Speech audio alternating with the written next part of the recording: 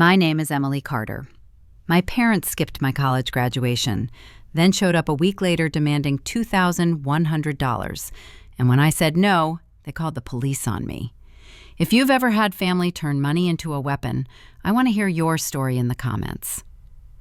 The line moved slowly under the sun, graduates shuffling forward in black gowns, while families filled the stands, calling names early, waving phones in the air. My phone stayed in my hand, screen lit, then dim, then lit again. The family section across the aisle had an empty strip where my parents were supposed to be sitting. The last message from my mom, Linda, sat at the bottom of the screen. "We'll try to make it." She'd sent it 3 days ago. There hadn't been anything after that. No update, no apology. Just the red receipt sitting there like punctuation. When my name was called, the applause sounded the same as everyone else's. I walked, shook a hand, accepted the folder, and stepped off the stage. The volunteer at the end smiled and pointed me toward the exit with practiced efficiency. People hugged, someone cried into a bouquet, a dad climbed over a row of seats to get a better photo. I checked my phone again. Still nothing. After the ceremony, most people drifted toward the parking lots in clusters. I stood near the sign with my college's name printed across it and held my phone out, lining up a photo that wouldn't cut off the letters. A volunteer in a blue shirt walked past, then doubled back. "Family parking already left?" she asked, glancing behind me. "No," I said, because it felt easier than explaining. She nodded and moved on, already scanning for someone else who needed directions. A notification slid across my screen. My dad, Robert, had viewed my story. No message followed it, just the quiet acknowledgement that he'd seen it. Another buzz came in. This one wasn't from him. It was my sister Sophie, posting a video from the mall. Music thumped in the background. She and her friends laughed at the camera, bags swinging from their wrists. The timestamp matched the hour my name had been read aloud. I slid the phone into my pocket and started walking toward the edge of campus. Halfway there, I called home. It rang until the voicemail picked up, my mom's recorded voice bright and generic, telling me to leave a message. I hung up without speaking and tried my dad's number. Same result. The ceremony officially ended at 11:30 a.m. I knew that because the parking pass my parents had printed for family access expired at noon. That detail stuck, uninvited, as people around me checked watches and debated lunch plans. A group of graduates passed, chanting someone's nickname. Behind them, the loudspeakers crackled and repeated the same line they'd been using all morning. "Congratulations to all families for supporting our graduates." The message echoed once, then again, as if the system hadn't realized it was already done. My mom had said it before, usually when deadlines or events came up. Graduation is just a ceremony. At the edge of the parking lot, I pulled my phone out one more time. A new text came through, the vibration sharp in my hand. "Call us when you're free." The message was from my dad. 1 week after graduation, the parking lot behind my apartment filled with afternoon heat and impatience. I was unloading groceries when my parents' sedan rolled in and stopped behind me without warning. Linda stepped out first, already talking, already moving toward the stairs. Robert followed, keys clipped to his belt, face set like a meeting had started. No greeting, no question about work, no mention of the ceremony they'd skipped. Sophie stayed in the back seat, door open, eyes down. The whole thing felt scheduled, like they'd rehearsed the order in the car. Even the engine kept running, and expectant. Linda didn't wait for me to speak. She said they needed a favor, and said it quickly, as if speed would make it easier. $2,100, summer program fees for Sophie, registration deadline approaching. Robert nodded along, adding details about dates and penalties, stacking urgency into neat piles. When I asked why this hadn't come up earlier, Linda shrugged and said, "We assumed you'd understand." The phrase landed flat. Robert stepped closer and said it was family money, not a loan, not a debate. Sophie finally spoke, barely audible, but the words counted more than explanations ever. Sophie stood by the open door and stared at the pavement. She said, "I didn't ask them to do this," then went quiet again. Graduation came up, not as leverage, just as context. Linda waved it off and said, That's not relevant right now. Robert checked his watch. A neighbor opened her mailbox and slowed down, eyes flicking between us. The argument stayed calm, but visible, the kind that draws attention without sound. Time to think was all I asked for. Linda frowned like time was an inconvenience. Sophie's phone buzzed, and she flinched, still avoiding eye contact with anyone present. They left without resolution, tires crunching as the car pulled away. Upstairs, my phone lit up with a message from Maya Rodriguez asking if everything was okay. I typed back that my parents had stopped by. She replied fast and told me not to call anyone, to keep everything in writing, to save screenshots. While we texted, an automated bank email slid in beneath her message. Your balance is below your preferred buffer. The timing felt precise in a way only software can manage. A breath later, no one had an answer yet. The groceries sat on the counter. That night passed without more contact, but the next morning brought a message from Linda that read like a memo. She listed the amount again and added context about commitment and responsibility. Robert followed with a separate text repeating family money, as if repetition made it official. Sophie said nothing. The thread got reread, replies kept short, details requested, timelines asked for, receipts mentioned. Answers stayed vague. Maya reminded me to slow everything down and avoid phone calls. Agreement came quietly, the phone placed face down, choosing delay over escalation. Work emails waited, and the day kept moving anyway forward. By midweek, the pressure changed shape. Linda stopped soft language and sent a single line demanding confirmation. Robert echoed it with a deadline, Friday. The word carried weight without explanation. Sophie appeared in the group thread and typed that she was stressed, then went silent. Another request for clarity went out. Linda replied with the same sentence as before. We assumed you'd understand. The repetition made it feel procedural. Maya suggested saving the chat as a PDF. That happened. The file name included dates, names, and the amount in plain text. Nothing else changed. Yet. Thursday evening arrived with no new explanations and no apologies. Trash went out, and the same neighbor asked if everything was sorted. Not yet. Back upstairs, another message from Linda arrived, firmer than the last. The deadline stayed the same. Maya sent a final reminder to keep responses factual and brief. A neutral acknowledgement went out and stopped there. The apartment felt small, but decisions felt clearer. The phone rested on the table, screen dark, waiting. Outside, cars came and went, ignoring the quiet standoff entirely. Friday was close enough to feel immediate now. Just before midnight, Linda sent the message that closed the window. We need the money by Friday. Friday night settled over the apartment with the hum of traffic outside and the glow of my phone on the coffee table. The message to send was already written, reread, then reread again. No money. Not now, not later. When it went out, it stayed short and plain. No apologies attached. A confirmation checkmark appeared, then nothing. The phone rang within seconds. Robert's name filled the screen. It rang until the call stopped, then rang again. Each time it ended, the phone stayed where it was. The third call rolled into voicemail without being touched. A text followed immediately, then another.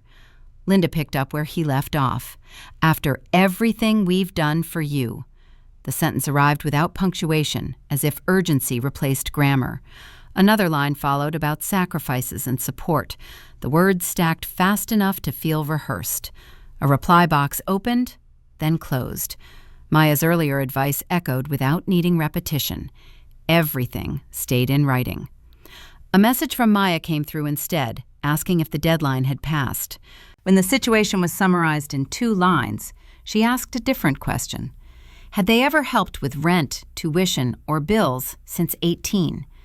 A pause followed while old bank statements and email folders were opened. Tuition payments were listed under my name. Rent checks came from my account. Summer jobs filled the gaps. There wasn't a shared transfer anywhere. The answer went back to her as a simple no. That's what this is, she wrote. They assume access. The phrase fit too well. "We assumed you'd understand" wasn't confusion or kindness. It was a decision already made without asking. That realization didn't change the messages arriving, but it changed how they landed. Another call came through, ignored like the rest. Robert texted instead, "Don't make this harder than it needs to be."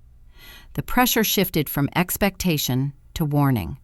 Linda added another message about deadlines and disappointment.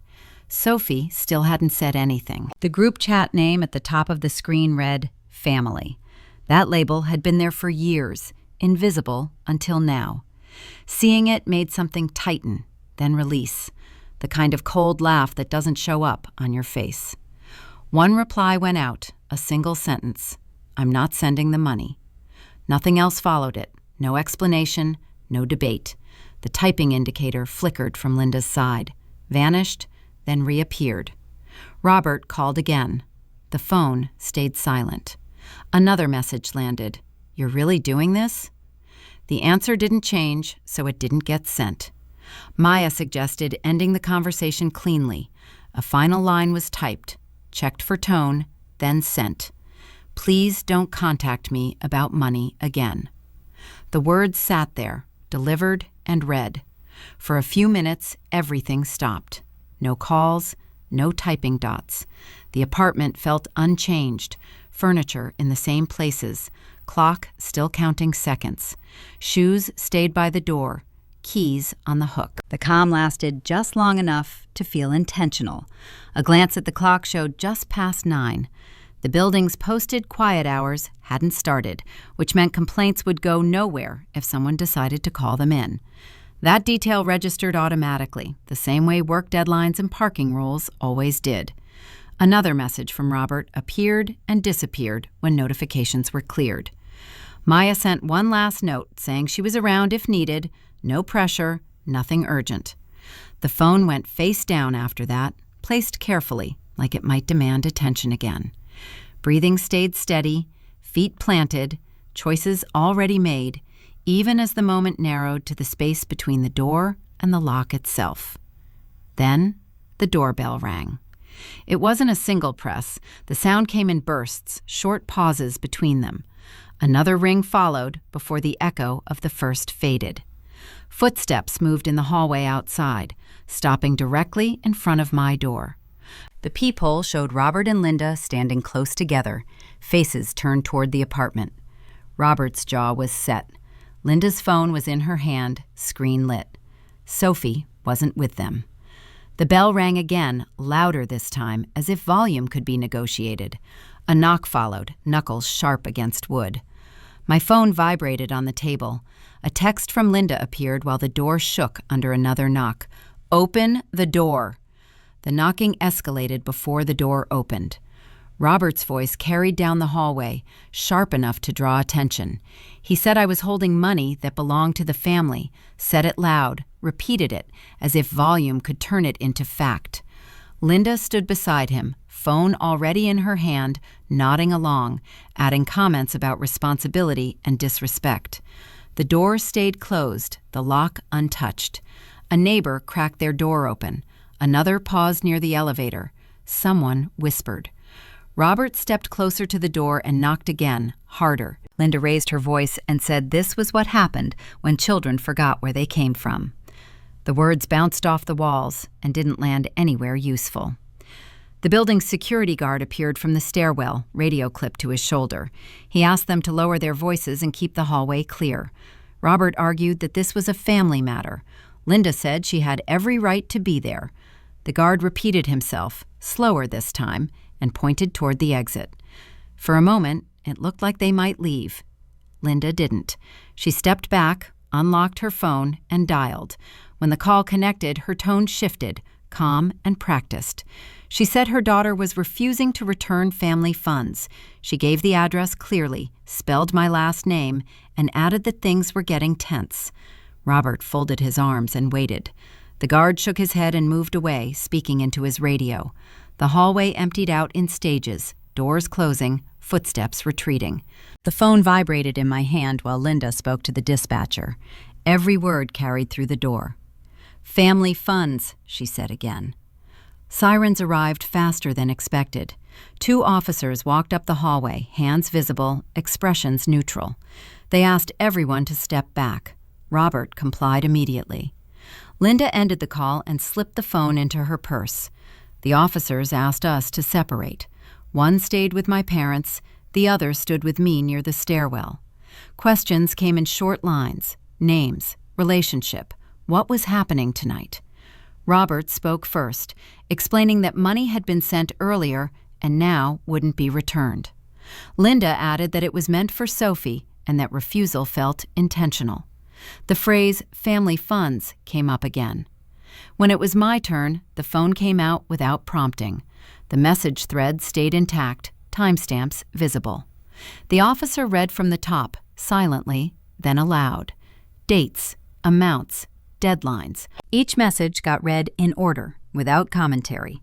Robert interrupted to clarify. The officer raised a hand and kept reading. Linda crossed her arms and stared straight ahead. The neighbor doors stayed shut now. Somewhere, an elevator chimed. The officer asked if there was a shared account. The answer was no. Asked if money had been transferred. No again. He nodded and continued reading until the last message appeared, the one asking not to be contacted about money again. The words hung there between us. Another officer joined us with a clipboard. Names were written down, addresses confirmed, a report number assigned. The pen moved steadily. No rush. Robert tried to explain intent. Linda said this had gone too far. The officer kept writing. Paperwork took longer than the argument. A form was handed over for signatures. Instructions followed about next steps and documentation. The language stayed neutral, procedural. Nothing about feelings. Nothing about family. Just categories and boxes. When the report was finished, the officers spoke quietly to each other. One looked up and said they needed me to stay while things were sorted out. Robert protested. Linda asked what that meant. The officer repeated the sentence, unchanged, and gestured toward the stairwell. My parents stood near the elevator now, talking in low voices. The security guard returned and watched from a distance. The hallway lights buzzed overhead. The phone felt heavier than before. The screen showed the same messages as earlier, still readable, still ordinary. An officer took down my information again, checking spelling, confirming numbers. A copy of the report was printed and folded. It was handed over without ceremony. Instructions followed about where to call if needed. The words were practiced, delivered the same way they always were. One officer stepped aside and spoke into his radio. The other stayed close and asked me to wait right there. Behind me, my apartment door closed completely, the latch clicking into place. Robert looked over and started to speak, then stopped when one of them raised a hand. Linda stared at the floor, purse clutched tight. Morning came without permission. Light crept through the blinds, while the apartment stayed exactly as it had been left. Shoes by the door, phone face down on the table. Coffee brewed out of habit more than need. The laptop opened next, emails loading one by one until one subject line stood out. It came from the property management office and contained a PDF attached to a polite note. The report listed the incident in plain language: names, date, time, location. Under my name, the status read, "Involved party." Not victim, not reporting individual, just involved. The words sat there, neutral and complete. No room for explanation. Another email followed within minutes, this one from my part-time job. The manager wrote that someone had called asking general questions. Nothing formal, just checking background. He asked if everything was okay and requested a brief explanation for their records. No accusations, no warmth either. The message was careful, the kind that stays professional while protecting itself. The response stayed short. A family dispute escalated. Police were called. Documentation existed. More details could be provided if needed. He replied with thanks and asked me to take the week off to get things sorted. The schedule updated immediately after, shifts disappearing from the calendar. Maya showed up mid-morning with her laptop under one arm and a coffee I hadn't ordered. She didn't ask how I was doing. She asked where everything was. Messages, emails, call logs. The phone came out and stayed unlocked on the table. Screenshots were already there, organized by date. She nodded once and set up her computer. We worked in silence for a few minutes, lining things up in order. First contact, deadline, refusal, escalation. The language shifted when money didn't move. Maya pointed to the repeated phrase and read it out loud. Family funds. She explained it calmly, like pointing out a typo. Without a shared account, that wording mattered. It wasn't casual. It implied ownership that didn't exist. Used in a police report, it crossed into accusation territory. She copied the instances into a separate document and labeled them clearly. The mistakes lined up next, once everything sat in front of us. Silence hadn't avoided conflict. It had delayed it. Not setting boundaries early had left space for assumptions. Letting them speak first had allowed their version to become the default until documents showed otherwise. None of that required analysis. The evidence did the talking. Maya asked what the goal was. The answer came without hesitation. No more arguing. No more explaining intentions. Only facts, dates, messages, and records presented to the right place. Not to convince anyone, just to document. A call to the police department followed. The non-emergency line transferred me to the right office. An appointment was scheduled to add documentation to the existing report. Time, date, location. Instructions emailed immediately after. Another system logged another step. Paperwork spread across the desk. The lease agreement confirmed no shared address. Bank statements showed individual accounts. Tuition receipts carried my name. Each file got labeled and saved twice. Maya suggested printing everything. The printer hummed and stopped when it ran out of paper. That got fixed without comment. By early afternoon, the apartment felt smaller, crowded with folders instead of people. Another email arrived from the property manager confirming the incident was closed on their end. A copy of the report was attached, again, unchanged. The word involved still sat there, patient and indifferent. Maya packed up her laptop and reminded me to keep communication in writing only. No calls, no explanations. If messages came in, save them. If someone showed up, document it. She offered to come back if needed, then left without ceremony. The phone buzzed twice after that. Messages from Linda sat unread.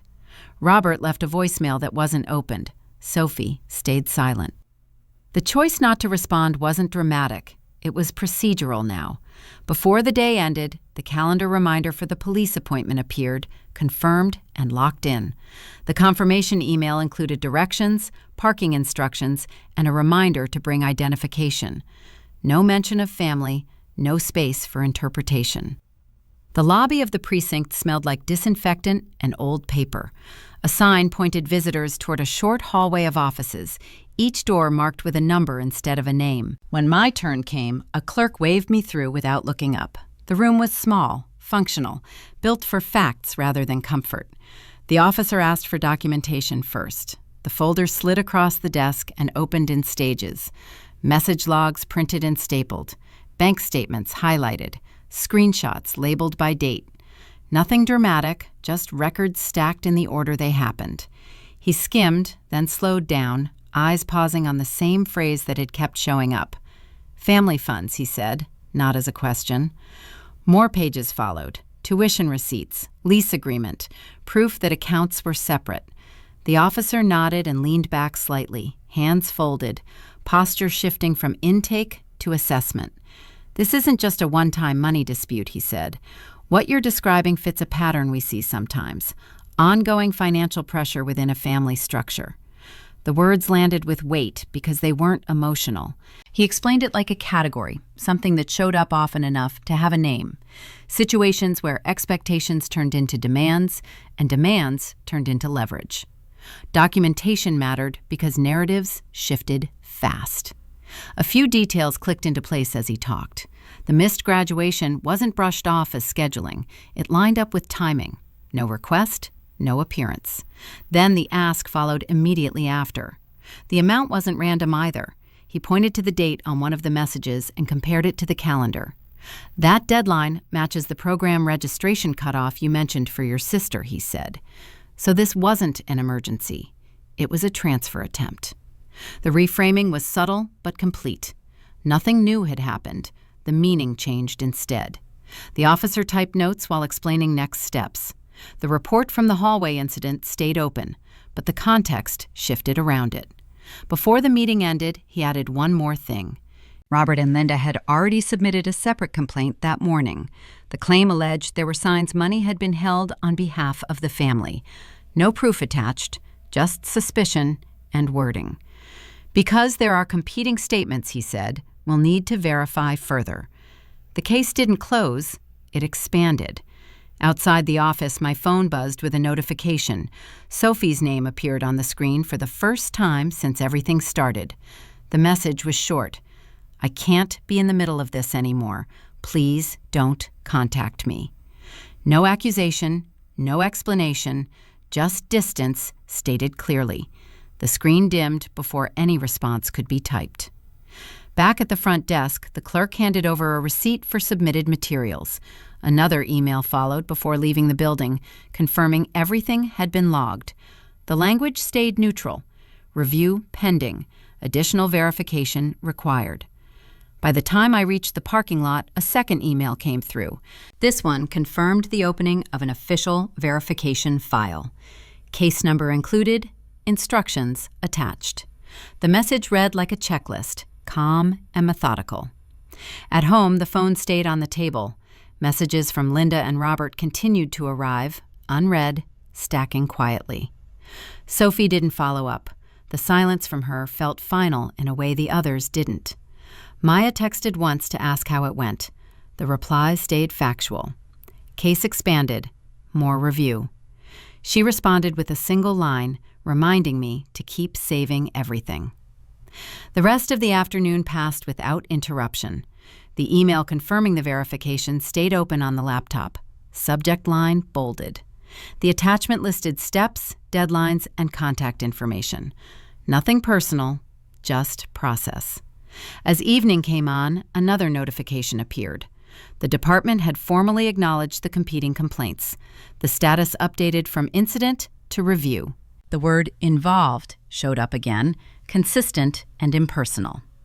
The meeting room at the precinct looked the same as before, but the seating arrangement was different. Chairs were spaced evenly around the table, no one positioned at the head. A clerk walked in first, placed a folder down, and left without a word. An officer followed and asked everyone to sit. Robert and Linda took the chairs across from me. No one smiled. The officer opened by setting ground rules. No private conversations, no side comments. Everything said would be recorded in the notes. If anyone needed clarification, they could ask, but only when addressed. Robert nodded. Linda crossed her arms and looked straight ahead. He asked me to start. The folder slid forward again, this time opened to bank records. Statements showed individual accounts, highlighted and dated. No joint ownership, no transfers to parents, no movement of funds matching the amount in question. The officer reviewed them quietly, then turned the pages toward Robert and Linda. Linda leaned forward and said she didn't remember the details clearly. Robert followed by calling it a misunderstanding, saying family money didn't always show up on paper. The officer wrote that down and asked if there was any documentation supporting that claim. There wasn't. Next came the message logs, printed screenshots lined up on the table, each page numbered. Deadlines appeared in plain text. Amounts were repeated. The phrase family funds appeared more than once. The officer read through them slowly, stopping at the point where the refusal was stated.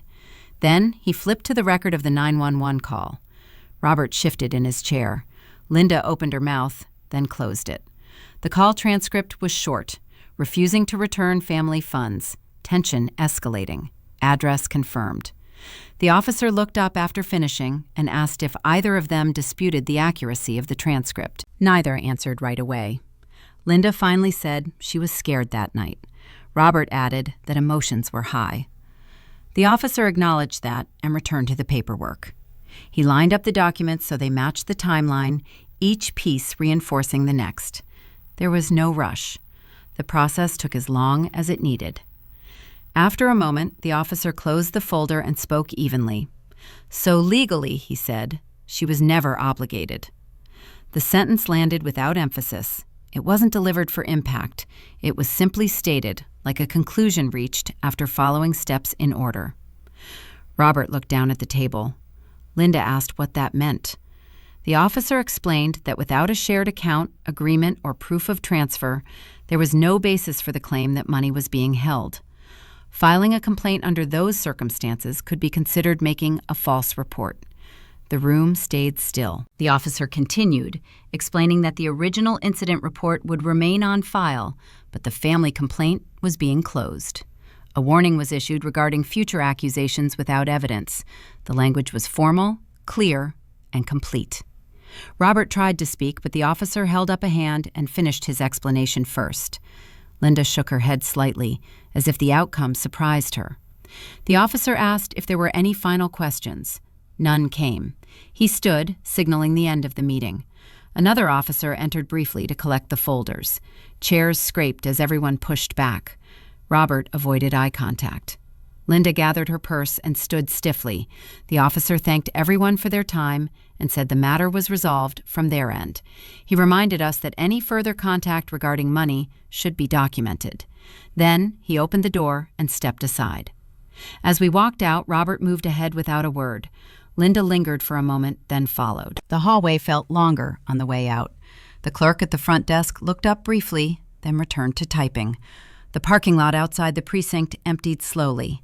Cars pulled out one by one, engines starting, doors slamming, conversations ending mid-sentence. Robert and Linda had already left. No argument, no final look, just the quiet efficiency of people who realized the ground had shifted and didn't want to stand on it any longer than necessary. Word traveled faster than expected. An aunt texted that night asking what really happened. A cousin followed with a short apology for believing the wrong version. No one defended Robert and Linda openly. The tone stayed careful, distant, polite in a way that suggested everyone was recalculating their position. Family group chats went silent. Invitations stopped coming. The absence said enough. Sophie didn't reach out. A week later, someone mentioned she had postponed the program. No fundraiser appeared. No emergency pitch followed. Whatever plan had been in place collapsed under its own weight. The deadline passed without drama. One meeting happened after that, by choice, not obligation. A public cafe near downtown, neutral ground. Robert arrived first. Linda followed. The conversation stayed brief and contained. "I'm not angry," I said. "I'm not paying. I'm not signing anything. I'm not authorizing anything." No raised voices, no accusations. Linda tried once to soften the tone. Robert asked if things could go back to normal. The answer stayed the same. Coffee cooled, chairs scraped, the meeting ended without ceremony. That was the last time we sat at the same table. The practical steps came next. A new phone number replaced the old one. Contacts transferred selectively. Group threads stayed archived, unread. Blocking didn't feel dramatic. It felt administrative. A setting flipped. Notifications stopped. The apartment search moved fast. A smaller place across town, closer to work, farther from familiar routes. The lease signed without anyone else's name on it. The move took one weekend. Boxes labeled clearly, essentials unpacked first, the rest waited. On the final day, the old apartment emptied out piece by piece. Walls bare, closets hollow. The echo disappeared when the door closed. The keys rested in my palm longer than expected, metal warm from being held. At the post office, a padded envelope slid across the counter. The address was printed cleanly. No note inside.